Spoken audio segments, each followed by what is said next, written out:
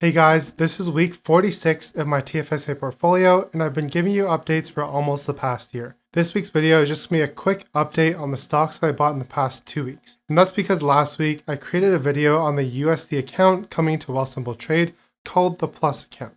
And in this Plus account, essentially you can hold American dollars and buy and sell stocks for free, commission free, and there's no account minimum. So this account allows you to avoid those pesky transaction fees that happen every single time that you buy and sell American stocks at this current point in time. Some of you guys did comment that the Plus feature has not been available on your account yet. Don't worry, it should be rolling out in the next couple of weeks by the end of February. At least that's what I've been told. If you don't receive it by the end of February, then you can contact support and see what they can do for you. With that said, let's jump over to my computer and talk about the stocks that I bought in the past couple of weeks. But first, looking at my portfolio metrics. Currently, the total market value is around $11,200. I'm still down about $134 from my book value, or down by 1.18%. And that's just because I have some small caps in my portfolio, which have been doing very terribly right now. I think right now there's a slump in the small caps, and this could happen, or this could continue on for the next couple of years. I wouldn't be surprised if that's so, because a lot of retail investors are the ones that prop up small caps. And I think a lot of people right now are leaving the market because there's not easy and quick money being made. So in general, yes, my portfolio is underperforming the TSX index, but right now I think what's really driving the markets are financial companies as well as energy companies. And those don't make up a very large portion of my portfolio. In fact, technology is the largest portion right here at 23%. And then finance is 19%, but the rest are kind of scattered all over the place, and some of these are actually small caps. Like we've got a small cap in healthcare, Borrowell Technologies. We've also got basic materials, which is good nature products, although it's a very small portion of the portfolio. And then we've got travel, which is Air Canada, and that one still is being hit right now because there's still a lot of uncertainty about where travel is going to go. So I've highlighted all the transactions I've made in the past 2 weeks.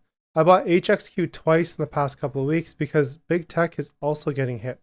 We saw Facebook down by about 22%, and we're also seeing other big names like Tesla drop.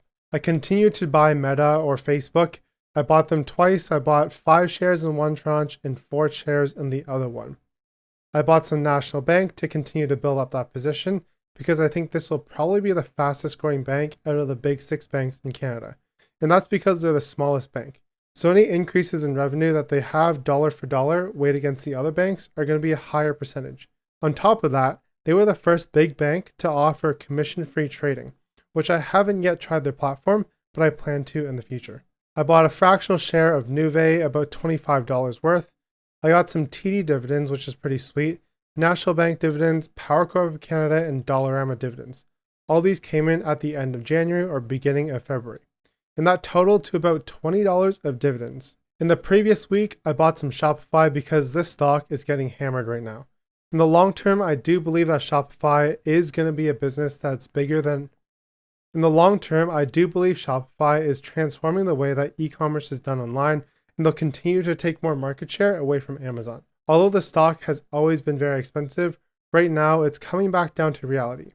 And in a way, when you're picking stocks for the short term, you're definitely going to see a lot of fluctuation, especially with higher growth companies out there.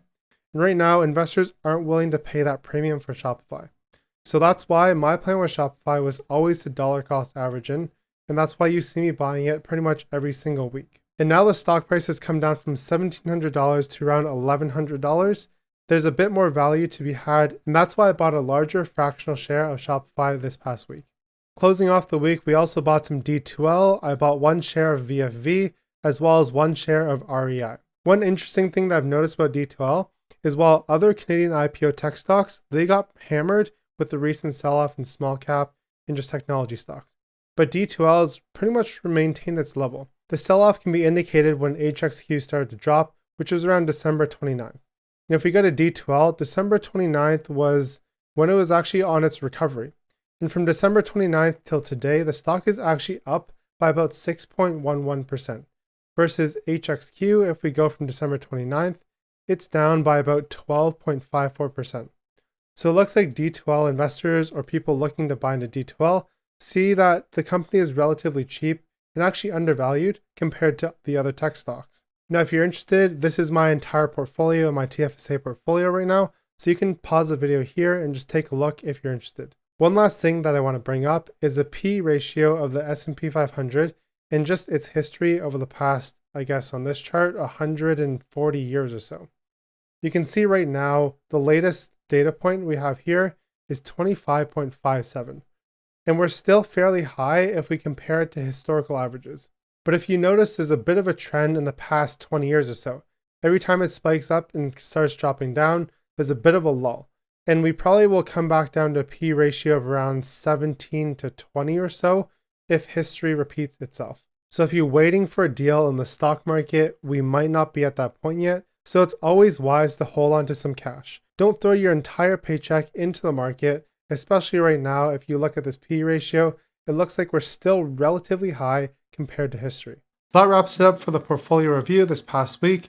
And if you guys are starting to lose steam with investing, I know it does suck right now that markets aren't rising up constantly. And it seems like every day we get more bad news. But this is a time where you have to dig in your heels and continue to dollar cost average. And that's what I'm doing right now. Yes, there's not some crazy news that this new stock gone up by 20%, but you know what? Investing is not always going to be that exciting. Investing is supposed to be a boring game, and as long as you stick to it, you will probably make money. I mean, I would say 98% of people can make money if they invest over the long run and employ a somewhat reasonable strategy. Now, if you're buying penny stocks and trying to trade off of that, then you've got higher risk. But if you're having a well-diversified portfolio, over the long run, as long as the economy keeps going up and the world isn't ending, then I believe your portfolio will be in a better position tomorrow versus today. I mean, I don't mean literally tomorrow, but you know what I mean. Anyways, I've got a couple of videos that you guys can check out on the screen. If you're there, I'll see you there. If not, keep up the grind and have a great day.